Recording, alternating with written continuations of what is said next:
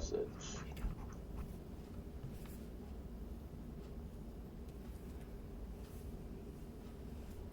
And there it is. So, good morning, everyone. This is Commissioner Dave Yamamoto.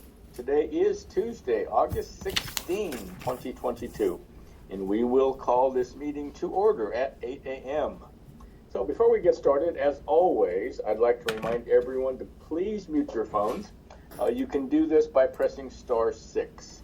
Please unmute yourself when called to speak. Again, pressing *6. It is very important for all others to remain muted. Thank you so much. So again, welcome to the Board of Commissioners Community Update, which we do every Tuesday morning. And as always, let's start with the Board of Commissioners roll call. Commissioner Scar. Good morning. Good morning to you. And Commissioner Bell. Good morning. Good morning. So let's start, as we always do, with Adventist Health. Eric Swanson. Good morning, Eric. Hey, good morning, Commissioner. Good morning. We have 10 patients in the hospital today, less than 3 patients in the hospital who are COVID positive. 10 surgery cases today, 8 are elective or non-urgent. Ambulance did 7 911 transports yesterday and 2 transfers. Number of hospitalized patients with COVID-19 across Oregon is 371, 2 less than yesterday. There are 48 COVID-19 patients in intensive care unit beds, which is 2 less than yesterday. 11 of those are on ventilators. 2.9% of all emergency department visits across Oregon were for COVID-like illness. Yesterday, there were 4,114 emergency department visits. 22 available adult ICU beds out of 342 total. That's 6% availability in the region. And 89 available adult non-ICU beds out of 1,940, or 5% available. Dr. Peter Graven at OHSU released his COVID update on August 5th. And regarding U.S. hospital census, the South Atlantic is still increasing modestly in census per capita, but most regions are relatively flat in hospital census, which likely represents some declines from previous strains and some increases from the BA4 and 5 variants. In Oregon, while most regions are down from the peak, Region 5, which is Jackson-Josephine County, is still at peak. The forecast shows declining census values over the next 1 to 2 months.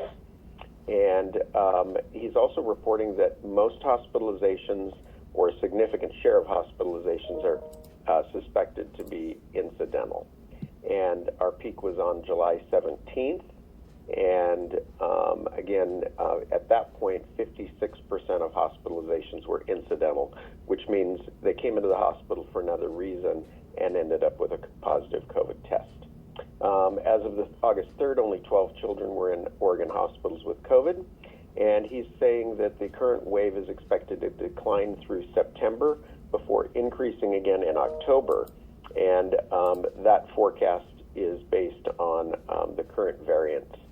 And the other thing he shared with us is that the level of seasonal flu that is being observed in Australia suggests a stronger than usual flu season in the Northern Hemisphere and Oregon. So we have that to look forward to.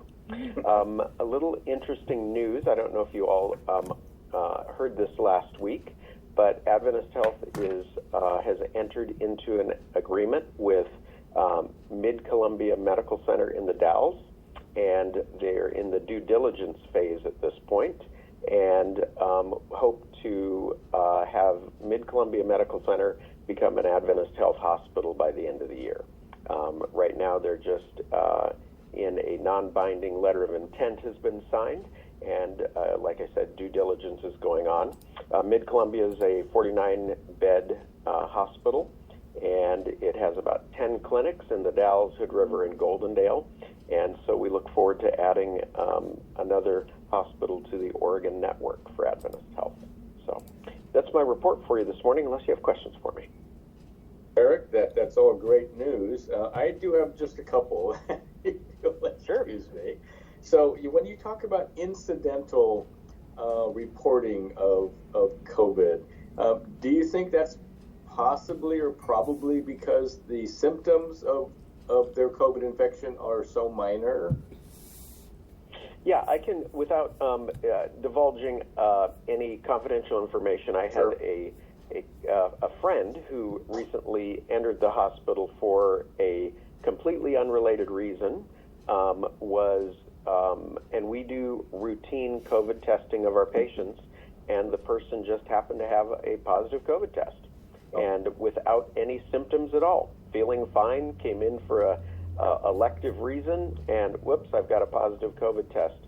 And so we ended up with a positive COVID test out of that. So that's what they're defining as incidental. Incidental. Okay. Well, Yeah. one other question Sure. for you. So I think we're seeing cases going down as the summer progresses, but they're predicting an uptick in October in the fall. So should we look at COVID being rather like colds and flus, where incidence of COVID is going to increase in the fall and winter and decrease in the spring and summer? That's my best guess. And again, you know me, I'm not an epidemiologist, and I don't practice medicine, but that's my guess. I had a conversation with somebody last week that, sooner or later we're probably all going to get COVID, but hopefully we're not getting COVID where we're sick and hospitalized, Right. and or die from the disease. So my suspicion is, just kind of looking at it, that's probably what will happen, but really we need to have an expert answer that question, which I am not. I understand. Thank you so much for that, Eric. Any other questions for Eric Swanson? Commissioner, if I may. Yes, please. Commissioner Bell. Good morning, Eric. I just wanted to thank Eric for coming to the Tillamook County Fair. On this call, we know Eric is president of Adventist Health Tillamook, and over the fair, he was volunteering or working with Jackie Fox on the ambulance crew. So I encountered Eric and Jackie out on the fairway at the fair, where he was working with emergency services on the ambulance crew, and I think that's how Eric started his career with Adventist Health, and it was delightful to see you there, and thank you for your service. Hey, thank you, Commissioner. It was my pleasure. I love EMS, and it was a great opportunity to go work with Jackie and serve my community in a different way. We had a great time, and it was great to see you and everyone else out there. So thank you so much. Perfect. And thank you, Eric, for everything that you do and have done for this community and will continue to do for the community. Appreciate it. Absolutely. It's my pleasure. Okay, let's move on to the Coastal Caucus. I know we have Representative Weber and Representative Gomberg. I'm not sure about Senator Anderson or Senator Armitage, so let me just turn this over at this point to the Coastal Caucus.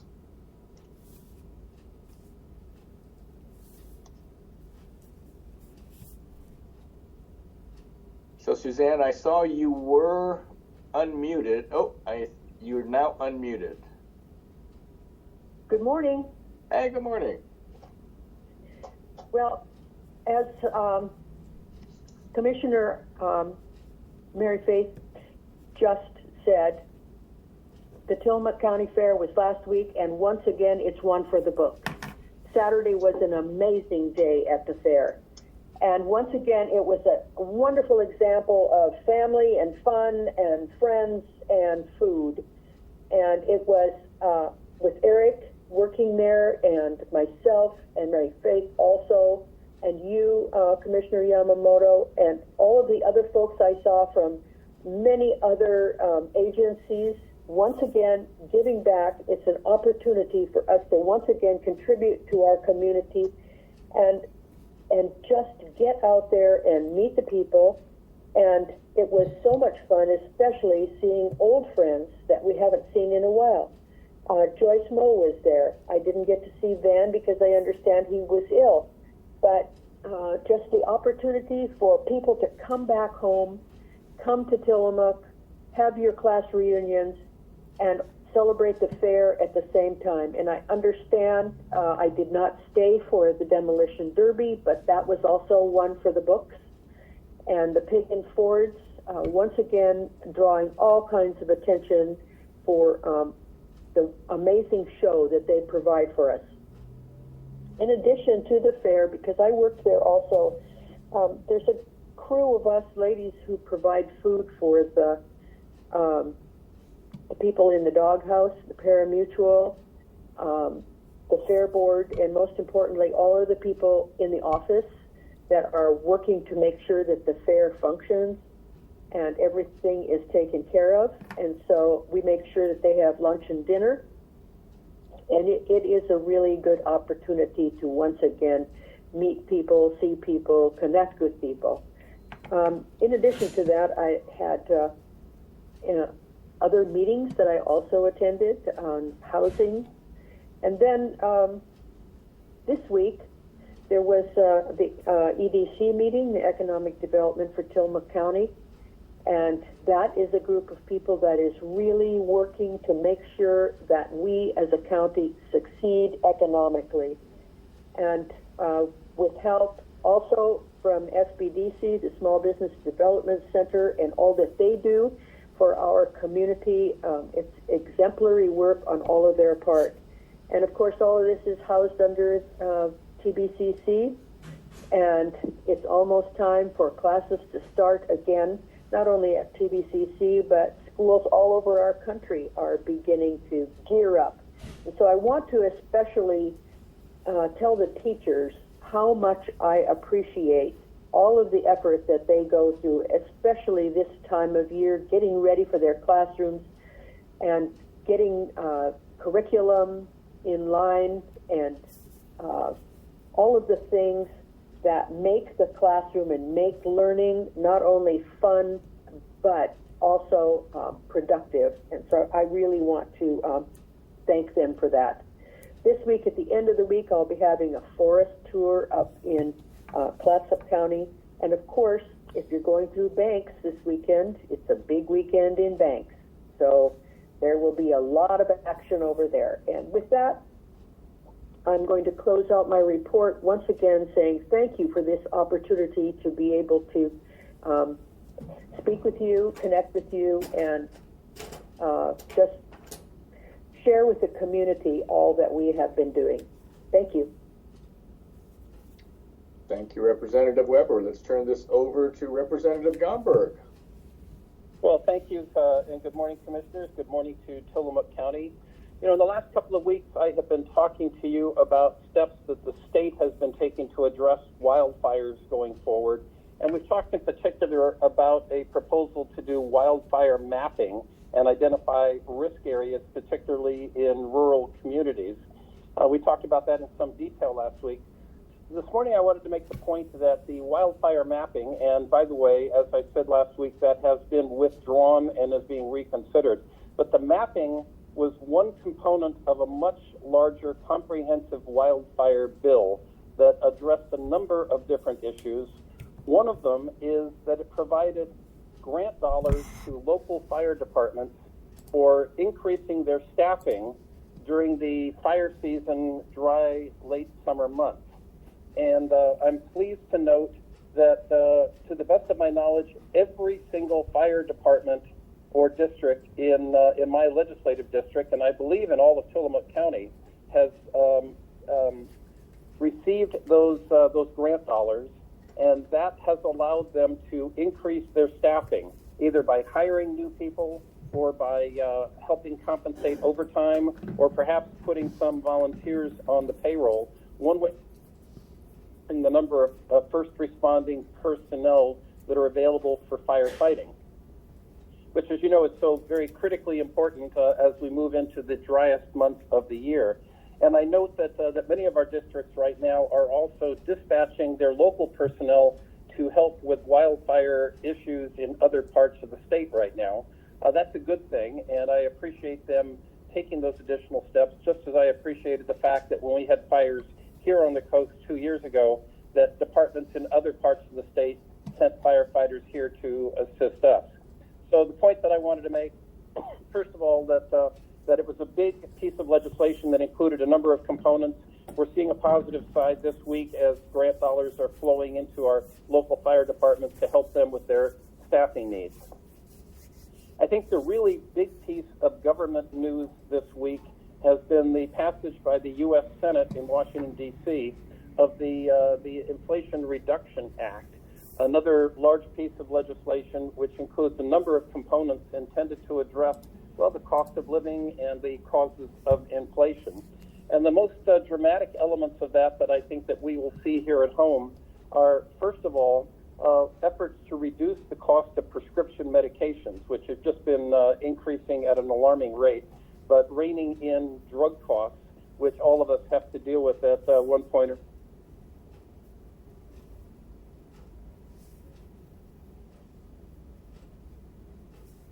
by providing tax incentives or tax credits for solar arrays on your rooftop, or if you choose to purchase an electric vehicle. There's also money in there for wave energy and for wind energy, and we could talk a long time about the consequences of wind energy off the Oregon coast and how it may affect our fishing fleets. But nonetheless, investments in that act to try and address renewable energy opportunities. And then finally, some other dollars being put forward to try and reduce the deficit.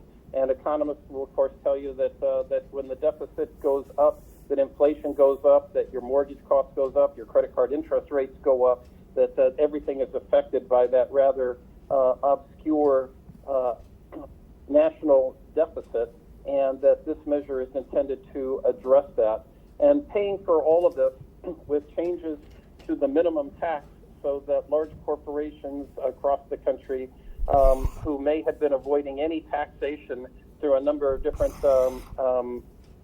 economic steps will now at least be paying some minimal tax if they are a corporation with net proceeds over $400,000. Big piece of news coming out of Washington, D.C. I guess if I were to stress anything, I would say that that if you like it or if you don't like it, remember that it is a national measure, not a state measure. I get mail every day commenting on things or urging me to vote yes or no on a national proposal, and I have to write back and say, I am your state legislator, not your congressperson in Washington, D.C. But Oregon has taken a number of steps that are intended to address the cost of living and inflation here in our state, and that includes steps to address the cost of prescription medication. It includes a lot of different steps to support our small businesses. One that I'll draw your attention to is that startup loans. Now we have increased those loan amounts from $100,000 to $1 million to help small businesses start up, buy their inventory, buy their equipment, and hire staff. That's a constructive step. I was also instrumental in helping to increase funding for our small business development centers, actually doubling the amount of money in the budget for SBDCs. And one of the things that was a consequence of that is that we were actually able to open a full-time SBDC office in Tillamook County. So those things make a difference. Another step that Oregon took was sending out $600 one-time payments to working Oregonians who were still living below the poverty line. And, you know, what's wrong with that concept? Goodness, that you're working full-time and still living in poverty. But we're taking some steps to help working Oregonians that are still living at lower income thresholds, at least with a one-time payment to help them catch up with their credit card payments, their mortgage, or their food costs. So a number of steps being taken here in Oregon. Commissioners, I'm going to wrap up today with just a reminder. I get mail all the time from people in the district and, in fact, outside the district, and sometimes those come in an envelope with a stamp on them, you know, what we used to call mail. And I wanted to remind listeners that the Capitol is closed right now. We are not in legislative session. There are very few staff people in the building. If you put a concern to paper, put a stamp on it, and send it off to Salem, it's going to sit there a couple of days before somebody bundles up all of that mail and sends it back to me here on the coast. And that means that by the time I hear from you, may have been as much as 10 days. And I think people want and deserve to hear back from a legislator more quickly than waiting 10 days before we even see your concerns. So email is the very best way to reach us. I know some people like to pick up the phone and call the office. If you do that, you're going to get voicemail because, again, those offices are not staffed right now. We are back in the district, not working in Salem. So email is the most effective way to reach out to us. We'll get your comments seconds after you push send. and we work very hard to get a response to people within 48 hours when they write to us. Again, better to send an email than to send a letter.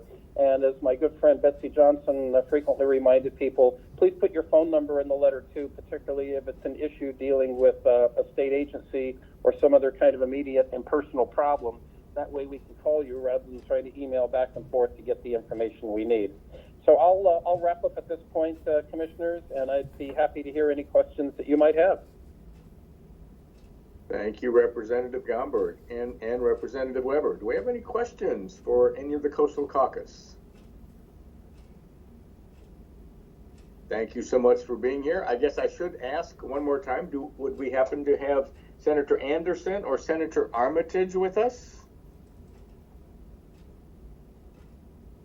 Representative Weber, Representative Gomberg, thank you so much for being here.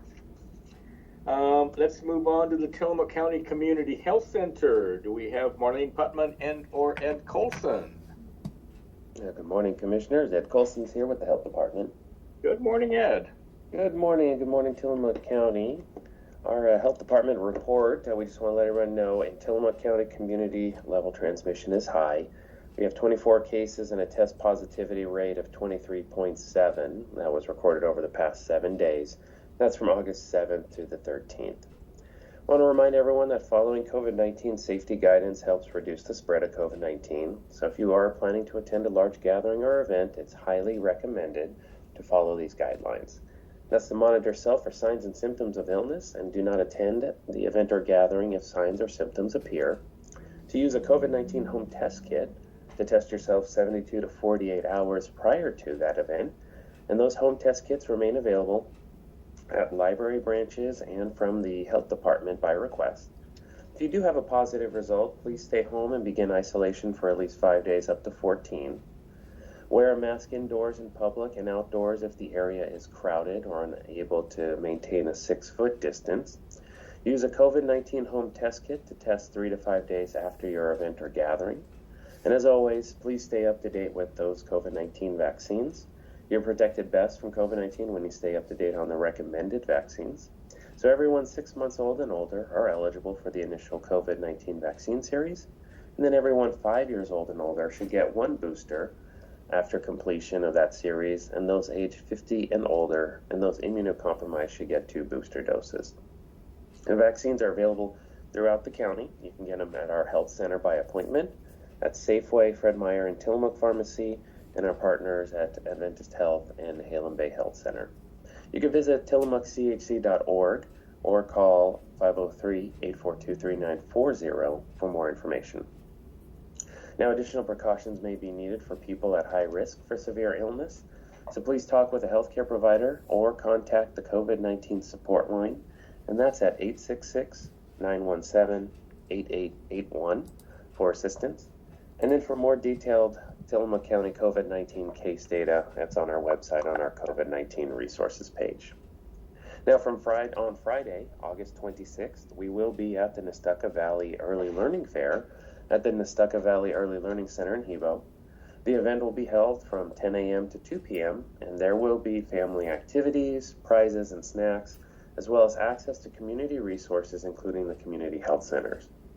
Then on Wednesday, the 31st of August, we will be hosting International Overdose Awareness Day in the 2nd Street Plaza in downtown Tillamook, and that's from 4:30 to 6:30 p.m. This annual campaign aims to end overdose, remember without stigma those who have died, and acknowledge the grief of the family and friends left behind.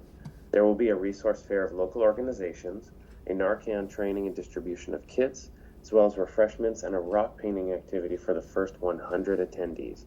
So we invite everyone in the community to come join us for this family-friendly event.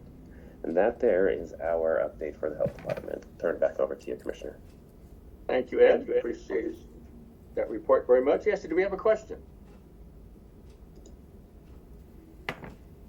Thought I heard something. Thank you, Ed, for being here. Let's go to the Halem Bay Health Center and Pharmacy. Do we have Gail Nelson with us this morning?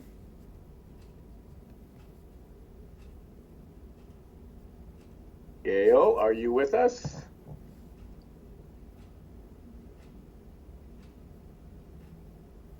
Interesting. Gail is normally always here.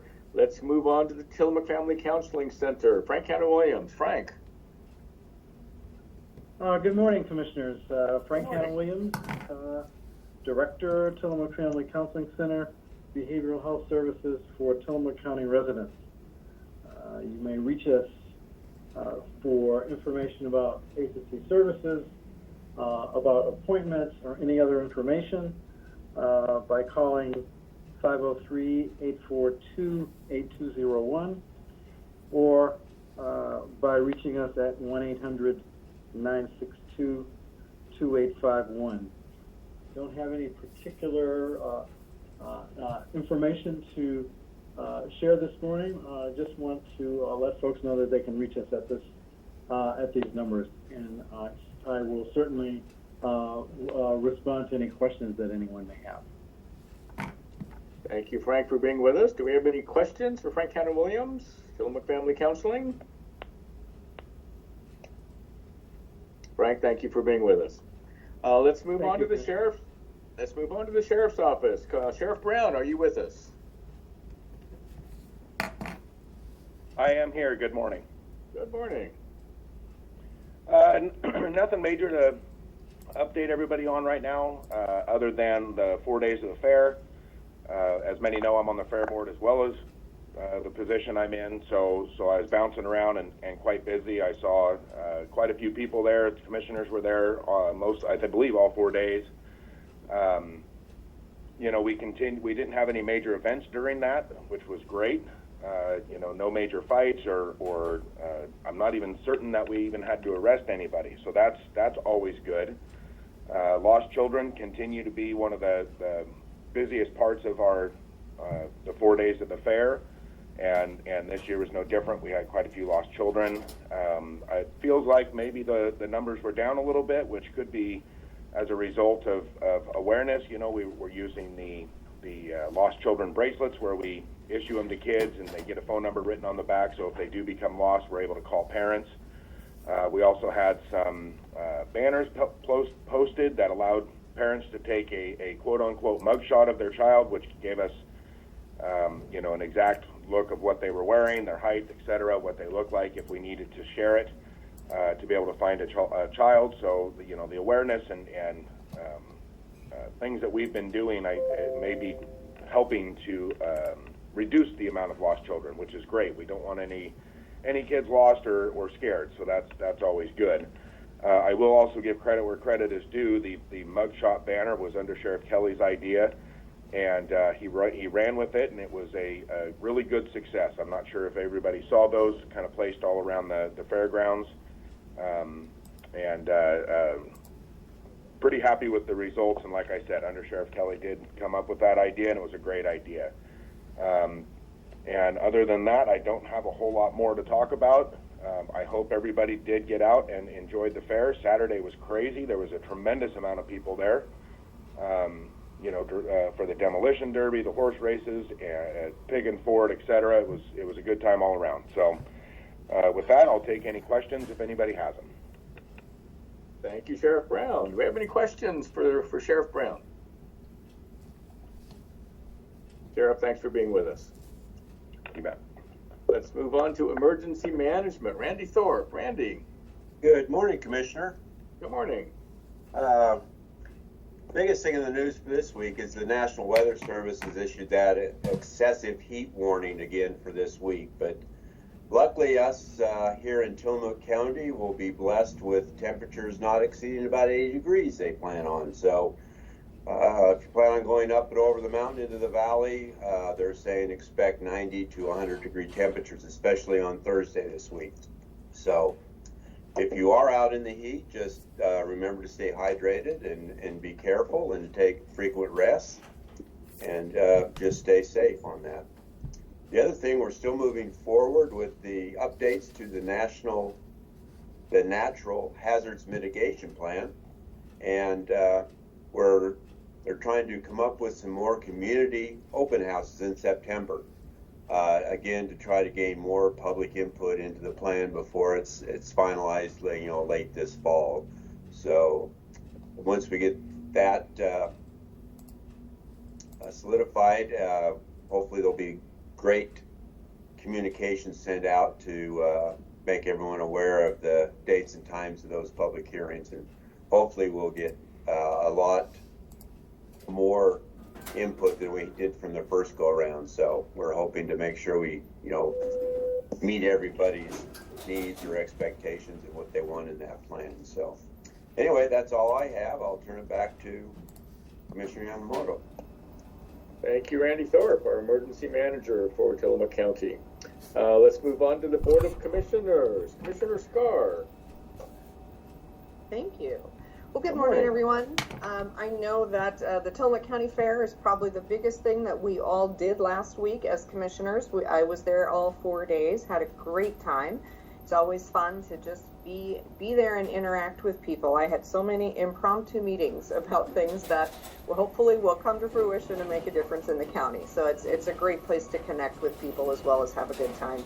And I wanted to issue my thanks to our fair board, to Cammie Van Segeren, who does a great job of organizing that fair and keeping it all running, and all of the many, many volunteers that were out there, as well as the many different organizations that all stepped up to help. I worked the ticket booth a few times, and as working the ticket booth next to me were different churches, different service clubs. I mean, it just really takes our whole community to have this fair be the amazing event that it is. And I just want to thank everyone who had a hand in it in any way, shape, or form, because it was a great fair. And I'll let Commissioner Bell probably has more to share as the Fair Board liaison, but I wanted to get my thanks out there.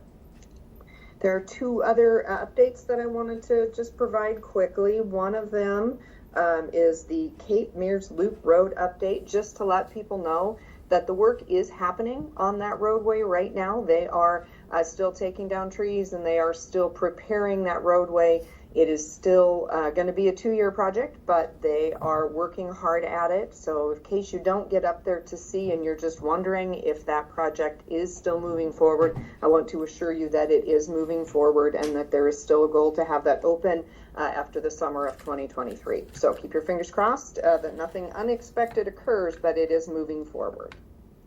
The other thing I wanted to talk about briefly is short-term rentals. I've talked about them on this call before, and the fact that right now in Tillamook County, we have issued a pause. We are not issuing short-term rental licenses right now because we have a committee that is working on updating our ordinance that governs these short-term rentals, and Ordinance 84 is the ordinance that we're working on. What I wanted to draw people's attention to is that this is a complicated and legalistic process that is currently playing out in Lincoln County. So if you are not following that process, it's an interesting thing to look at, and will just kind of help you understand some of the complexities that go into short-term rentals. In Lincoln County, as many of you may know, there was a ballot measure that was put on 2 years ago now, I believe, 21-203.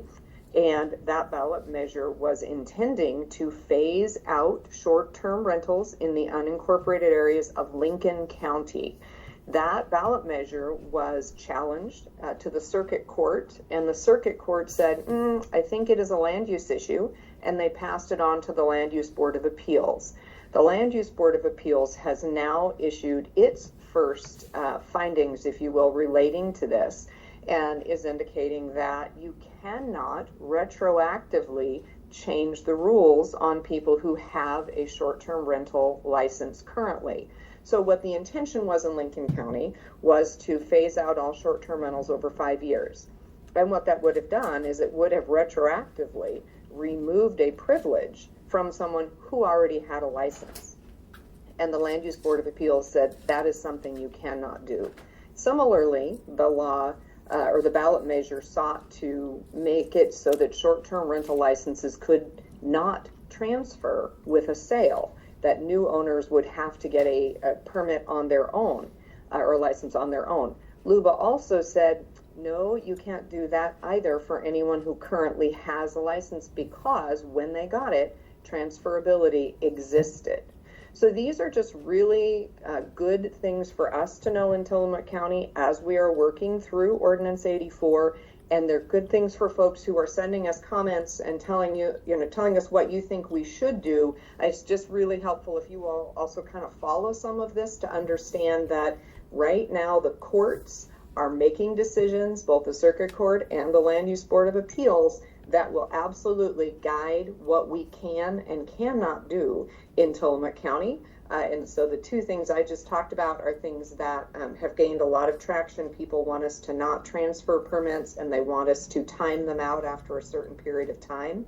And I think what I've read out of this particular finding of LUBA is that if someone already has one, we cannot change the rules for them. So just an awareness, the article that came out that I was looking at specifically came out on Oregon Live online, and I just encourage folks to take a look at it if you want to stay current on what's happening with this very complicated and interesting legal battle.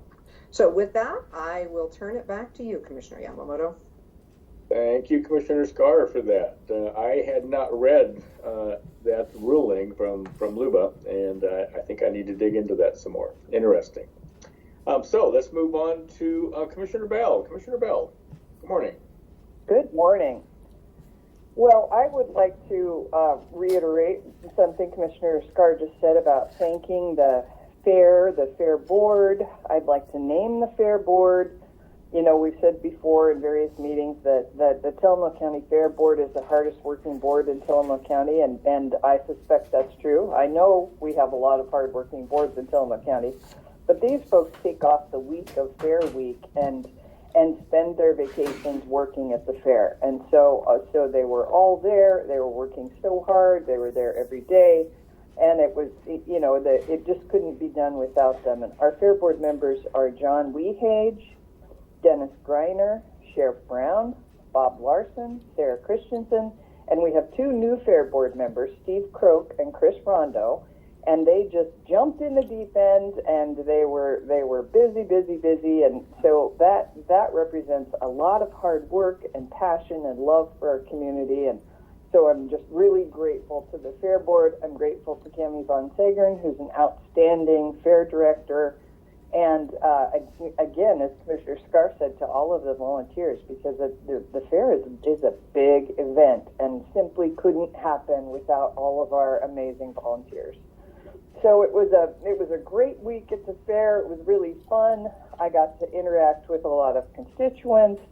I got to work jobs. The commissioners just asked Cami to assign us to jobs, so I sold tickets, I scanned tickets, I sold Pig and Ford merchandise, I sold racing forms, and I know Commissioner Yamamoto did also, and so that was really fun. I got to interact with a lot of constituents and had people come up and talk to me about issues. I had somebody talk to me about who's still really mad about the day use passes for Tillamook County parks, and so that was commissioners have a very public job, and so that person saw me and thought, hey, I'm going to talk to her about day use passes for Tillamook County parks. So that was fine, and I had humorously somebody who was furious at me at the Home and Garden Show in the fall about the state of his road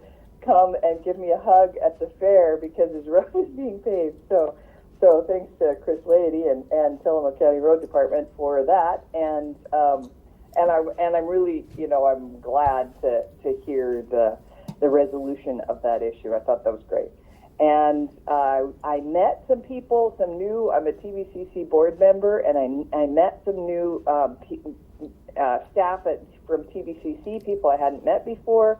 Leon Telismanich, I probably just mangled his name, who is our new SBDC director. He was there for several days, and our new VP of academics, Paul Jarrell. I met them both at the fair.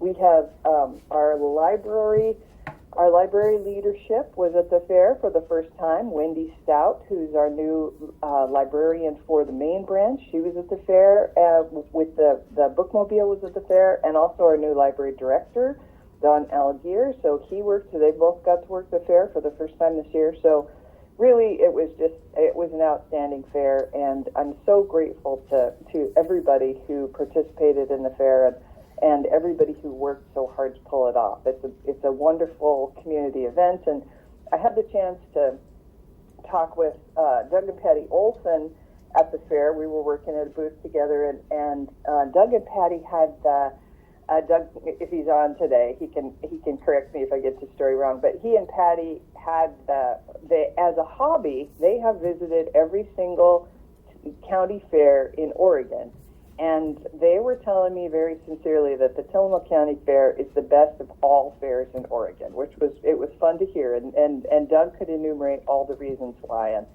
so that was great. And I had the pleasure of seeing former Senator Johnson at the fair, and I just want to tell this story because it was very heartwarming. As most folks who are listening probably know, former Senator Johnson was our senator for District 16 for 20 years, and so she was visiting at the fair, and a family came to meet her who she helped facilitate the adoption of their daughter, and this was just so touching. I wish that I wish we could have gotten a video of this, but we didn't know it was going to happen, so it was spontaneous. And so this family came and they told this story about their daughter was a foster child, and they were stuck in bureaucracy, and they couldn't move her adoption through, and it just seemed, the obstacles seemed insurmountable, and somebody said, well, call your legislator. So they called Senator Johnson, and within days the wheels started moving, and they got a call from DHS, and the process was facilitated, and so they were able to adopt their daughter, and they were so very grateful, and they came to give her a hug and thank her, and everybody was crying. It was really very, very touching, and I just wanted to share that story because it was so heartwarming, and I felt privileged to be there and witness it. So I think that's all for me today. Thanks. Thank you, Commissioner Bell. That's a terrific story, and I heard that also at the fair. I won't go into the fair. Everything has been said. It was just a terrific fair, as it is every year. Something that I know this community really does look forward to, and rightfully so. It's a great reflection on Tillamook County. It is. So there are a lot of things going on. While I was at the fair, like Commissioner Bell and Commissioner Scar, many people come up and just have conversations with you. Some are mad, some are happy. Some don't know whether they're mad or happy. A few issues that came up. First of all, discussion about the Alderbrook Golf Course. There are many people in the community that are dreading the possibility of the golf course going away. The Board of Commissioners is planning a workshop, and currently I think we're planning for August 30th. Well, no, I believe the 31st. Well, I'm not sure, actually. But we are going to have a workshop. It'll probably be at Tillamook Bay Community College. It'll be an in-person and virtual meeting, so everyone can attend. We're just going to have a conversation with the community. Try to gather different ideas on the possibilities for the Alderbrook Golf Course. So stay tuned for that. I'm hoping everyone will either be at the meeting in person or virtually.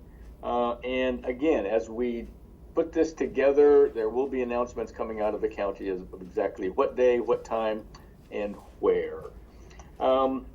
Another issue that is very telling to this community, the Netarts Oceanside Sanitary District had a small spill into Netarts Bay.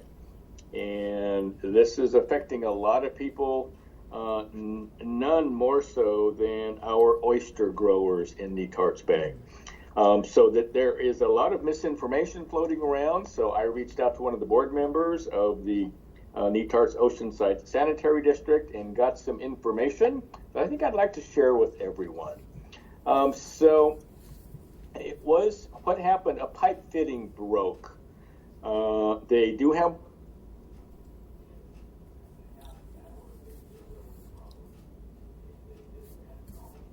in the district. and this was in the middle of the night, and they were all working on it. They got things shut down. The total spill was reported at about 5,000 gallons, but most of that spillage did not reach the bay. It was kind of landlocked, but they did get it shut down right away. When you consider the amount of spillage that actually went into the water, and again, fortunately, it appears that it was on an outgoing tide. So the impacts to the bay really were kind of small, at least that's how it's being reported at this point. But as you can imagine, there were all sorts of different state agencies involved. DEQ, Department of Environmental Quality, ODFW, Oregon Department of Fish and Wildlife, ODA, Oregon Department of Agriculture, DHS, Department of Health and Human Services, OHA, Oregon Health Authority. They all had their fingers in what was going on. The worst thing that happened, of course, was ODA immediately put a freeze on any oyster harvesting, a 3-week freeze. And being August, and with all the tourists and people traveling all over, which oysters out of Netarts Bay do get shipped around, and it's a great treat for so many different people. This is very, very difficult on our oyster industry in Netarts Bay. ODA has its own guidelines. Every state department has different guidelines on what happens here. But ODA, and to their probably a good idea, was they just shut down oyster harvesting for 3 weeks. Again, seriously affecting many of our oystermen in Netarts Bay. ODFW stepped up and they placed a freeze on a prohibition on clamming and crabbing. But the more they learned about the extent of the tainted water that reached Tillamook Bay, especially on an outgoing tide of things of that nature, they changed the closure to an advisory on clamming and crabbing. So again, there wasn't much spilled. ODA probably had the worst closure going on. Again, in relative size to the body of water in Netarts Bay, the very little sewage that did reach the bay on an outgoing tide was probably small. So this has happened before on Netarts Bay, and this was about 2017 or so, is my understanding. And again, there was nothing that reached the water in the previous spill.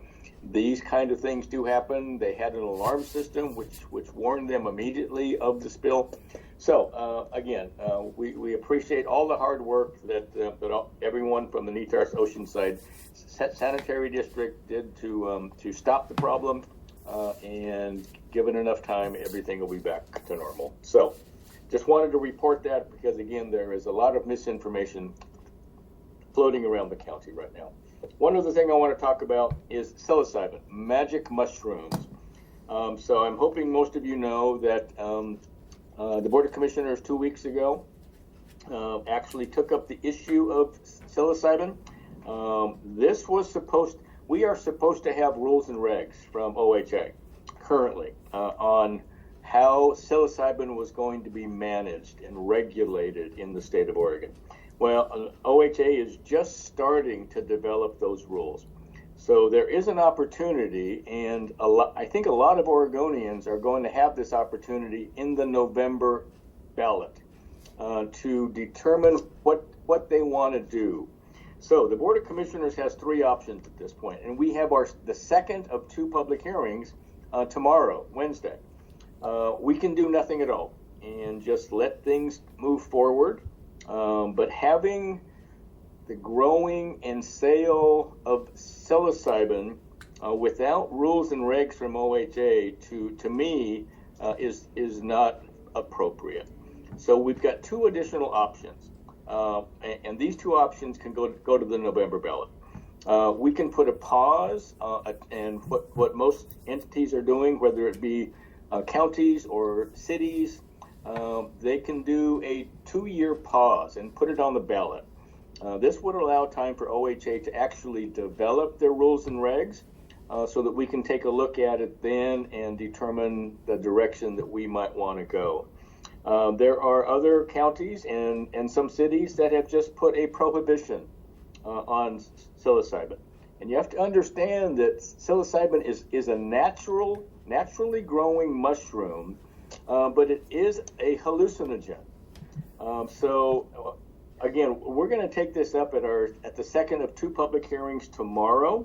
I'm leaning kind of towards a pause, a 2-year pause. Let's see how OHA develops the rules and regs, and we'll see what happens. But again, we're accepting public comment, etc. tomorrow. So I'm hoping if you want to have your say, please attend our board meeting either virtually or in person tomorrow. So with that, I think that's about all I have for right now. Let's move on to the cities. First off, City of Manzanita, Mayor Mike Scott. Mayor, are you with us? Yes, good morning. Good morning. And we talked a lot about the fair today. I wanted to give a shout out to our farmers market, which I attended Friday night. And over the years, this market has grown into a major event. It's now held at the Underhill Plaza, which is the 3rd location that it's been at because it's grown so much. And it'll be operating from 4 to 7 p.m. every Friday all the way through October 7th.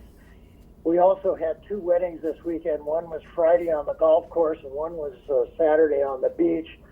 So with all the heat in the valley and everything, we're clearly at peak season for visitors right now. So thank you. Thank you, Mayor Scott. Appreciate you being here. City of Nehalem, do we have Melissa Thompson-Kiefer or anyone else from the City of Nehalem? Let's go to the City of Wheeler. Do we have Mayor Doug Honeycutt or City Manager Mary Johnson or any of the city councilors? Let's go to Rockaway Beach. Mayor Sue Wilson or anyone else from the City of Rockaway?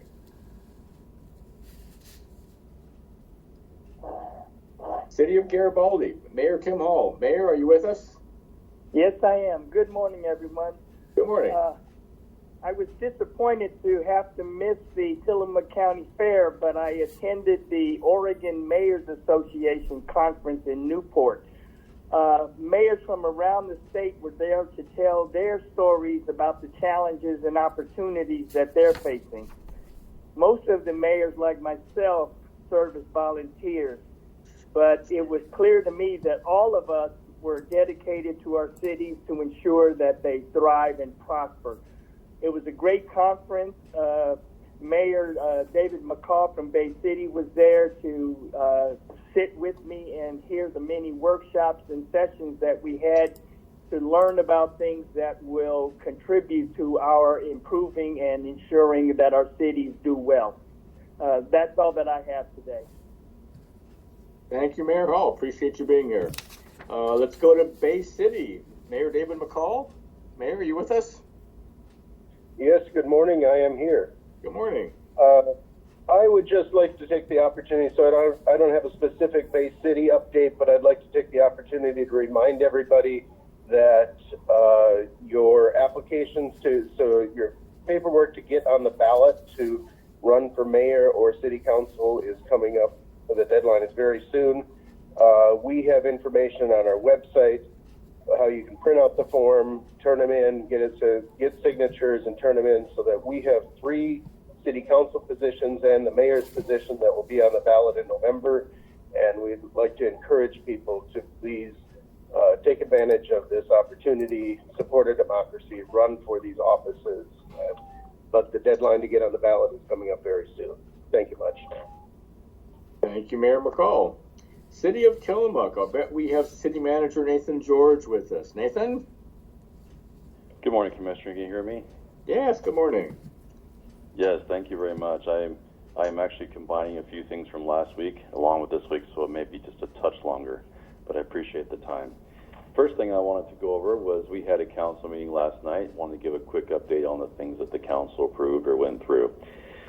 So, number one was the council did approve a request to approve a memorandum of agreement for the coordinated housing response system with various agents in Tillamook County agencies. So that's with the county, that's regarding the $1 million grant that the county received. Includes the county, includes CARE, includes the other cities. So council approved that. We're excited about that, looking forward to moving forward on that. The second one was regarding an ordinance to hold a second reading, adopt an ordinance declaring a temporary 2-year ban on psilocybin service centers and psilocybin product manufacturers. So that was approved for a 2-year, defer a 2-year vote to the voters so that the voters have the opportunity to decide if they want to have a 2-year moratorium ban or not. And then we also adopted a resolution on that same effect as we were advised by an ordinance resolution by our attorneys. So it's the same end result.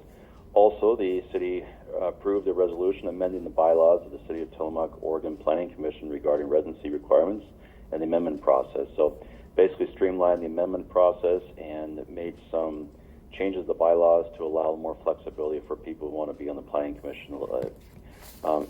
Without being too much detail, it cast kind of a broader net where people can live. So our city planner gave a really great update on many of the activities going on in the planning department and the city, especially regarding flood management. And the city had discussion with the YMCA regarding sign regulations. The YMCA would like to have a sign that's not a larger sign than is permitted by our current codes. So the city is looking at revising our ordinances to allow for larger signs in certain districts. So also we had a discussion on the tourism management program agreement, the Tillamook Area Chamber of Commerce, and just looking at some amendments to that, and then those amendments will come back to the City Council at the next meeting. And we also had a quick update on who was going to attend the League of Oregon Cities, and also talked about getting tablets for our councilors so that we can have easier access to their council agendas and not have to print out the paper that we oftentimes need to do. So also, in the police department, 2 weeks ago, Chief Rao met with state representatives and senators in the BIPOC caucus regarding recent incidents involving hate and bias crimes in the city of Tillamook. All the parties involved had great conversations. They're looking forward towards improving education and resources. The city actively investigated recent attacks on several homeless people within our community and arrested several suspects. Our city takes attacks on anyone very seriously and does everything possible to mitigate the situation and prevent as much as possible of this behavior in the future. And the police department is moving forward on getting e-tickets later this year. This will complement the iPads in the cars as well as the paperless process that the police department recently put in place for the police department. So even when I first arrived, we didn't have any laptops or tablets or any type of device in the cars for the police other than just radios and phones. And now we've got iPads. The police department has gone paperless, and we're looking forward to getting e-tickets. It's very exciting. We'll be able to be a lot more efficient for our public and for ourselves. The city police department now has their own Facebook page back online that works in conjunction with the city's page to share information on community visitors. We encourage everyone to check it out and follow it if you'd like. And the police department's new traffic division, which just started here about a month ago, has been extremely busy with all the traffic coming in the city, but has been doing amazing work with helping to calm our traffic and make the city a safer place for our residents and visitors. Not only do the people being pulled over for speeding or other moving violations help those folks calm down, or not calm down, but calm their traffic movement, but those who see those as being pulled over are also more likely to obey the traffic laws. Hence, the effect casts a large net. In the Public Works Department, the Public Works have been continuing progress on Hurlbut Hill, which is putting in a new water main from Fawcett Creek and the water treatment plant. This is on schedule to be completed this year. This week, they're preparing to install one of the main connection points on the 14-inch raw water line. And for everyone's information, the city has 2 surface water intakes, which is Fawcett Creek and Killam Creek, as well as several wells for backup. Staff has been flushing manholes in the wastewater collection division system, so please be mindful of city trucks and intersections. Extreme vandalism at the 9th Street Park 2 weeks ago resulted in the closure of one of our bathrooms. So if you notice something suspicious, please call 911. And always, I ask everyone to please remember the saying, if you see something, say something. The eyes of our citizens and residents far outweigh the number of police officers we have. You will probably see the street sweeper out and about quite a bit as Public Works crews are still sweeping through the main thoroughfares. Public Works will continue work on a water main repair south of the city at the port of Tillamook property. The wastewater treatment plant suffered a failure in one of our critical components 2 weeks ago, and staff is currently working on a solution. Our wastewater division employees are doing maintenance on the water pumps at the wastewater treatment plant, and the staff are also in the process of repairing potholes in the area of 9th Street and Chestnut Drive, Apple Street, and Meadow Lane. I received a call from residents myself regarding some of these potholes, and we are excited to let everyone know that we are working on those. Public Works is also in the process of preparing to pave the street cut that was cut on 5th Street and Grove Avenue. And we want to remind the public to please contact publicworks@tillamook.gov. So this was an email address that didn't exist, something we set up just recently. And I asked to have it set up so we can have easier access to our public. So it is publicworks@tillamookor.gov with any concerns regarding potholes or any public works issues. Or you can call our main phone number posted on our website and follow the prompts of the Public Works Department. New this year, we have an executive assistant to answer and return calls in Public Works, something that did not exist in the past. This is part of better service to both the public and internal work. Public Works is assessing a failing sewer main at the 1st Street and Pacific Avenue intersection. This assessment will determine the necessary repairs. If this repairs requires an open dig, it will impact the traffic intersection along Highway 6 and Highway 101. So I wanted to give two major project updates in our community. Nestucca Ocean Apartments on the 4th Street, kind of between 4th Street and 5th Street, broke ground several weeks ago and they were under construction. The former Power Chevrolet property on Highway 101, which is 1 North Main Street, was approved for a demolition, grading, and fill permit only. No other project plans have been submitted. They went through and obtained all proper permits, including those regarding FEMA, which is the Federal Emergency Management Agency. And I mentioned this as the city has been receiving a high number of inquiries about the work being done at this location. In fact, I've never received more inquiries about anything than we have about this since I've been here. Our city planner gave a very detailed update on this process and what the applicant had to comply with to get their permits, especially regarding work in the floodway. So if anyone has any additional questions, please contact our city planning department. And once again, you can call our main number and follow the prompts of the city planning department. National Night Out, which is a national-wide celebration of partnership with law enforcement and the public, went very well on Tuesday, August 2nd.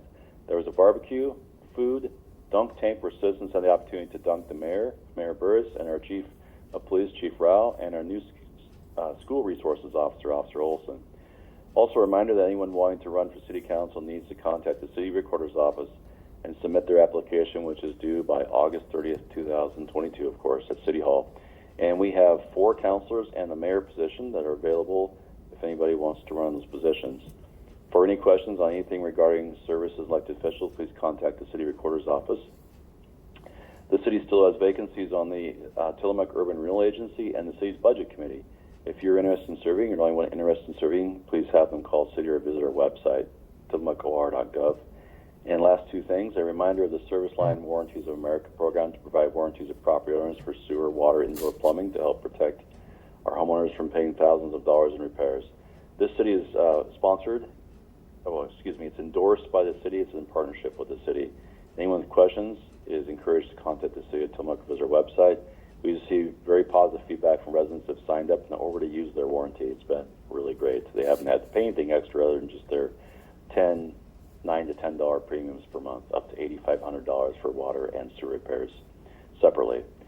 Finally, the City of Tillamook Mayor and City Council did also staff a booth at the Tillamook County Fair this week. They reported last night at the council meeting that they felt it was a great success and thanked those employees who helped to decorate and put the booth in place. And the council enjoyed it and appreciate everyone who took the time to stop by, ask questions, and visit with their city elected officials. And that's all I have, Commissioner. Thank you for the time. Thank you, Nathan, for being with us. Appreciate it very much. Last but certainly not least, let's go to South County. Do we have Doug Olson with us? Doug. Good morning, Commissioner. I'm here. Good morning. Earlier, Commissioner Bell mentioned that my wife Patty and I used to go to county fairs all over the place, and that is true. We went to virtually every county fair in Oregon and some in California, including the California State Fair in Sacramento, and some in Washington, including the Washington State Fair up in Puyallup. And I will tell you with some authority, there are none better than the Tillamook County Fair. With the Pig and Ford, horse racing, and all the friendly people and other opportunities to get your message out and so on. Nothing really compares. It's just a plain and basic, down-home, good old fair, and I hope it goes on forever and ever. It's just a wonderful fair. I saw many people I hadn't seen for several years, and interestingly enough, some of them looked older. I don't know quite how that happens, but evidently it does. So with that, I want to put on my PUD hat for just a moment, PUD director.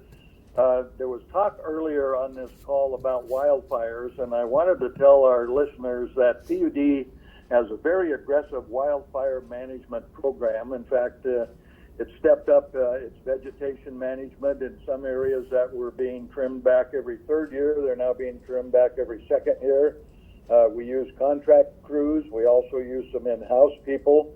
And our program is also being shared with other utilities around the Northwest, and there's a lot of collaboration at the local and state level. So hopefully we don't have wildfires in this area, but one never says never because really none of us knows. But your PUD is aggressively managing vegetation and how we bring electricity from here to there. And so I think we're doing everything we can do at the present time to avoid something that's happened in the past, not only in Tillamook County, but across Oregon. So with that, thank you very much, Commissioner, and it's a beautiful day here in South County. Thank you so much, Doug, for being here. Appreciate that very much. So I want to thank everyone for attending our weekly community call, but special thanks to KTIL for broadcasting this program again every Tuesday morning. We do so appreciate that. So with that, time being 9:06 a.m., we will conclude this community update. Thank you.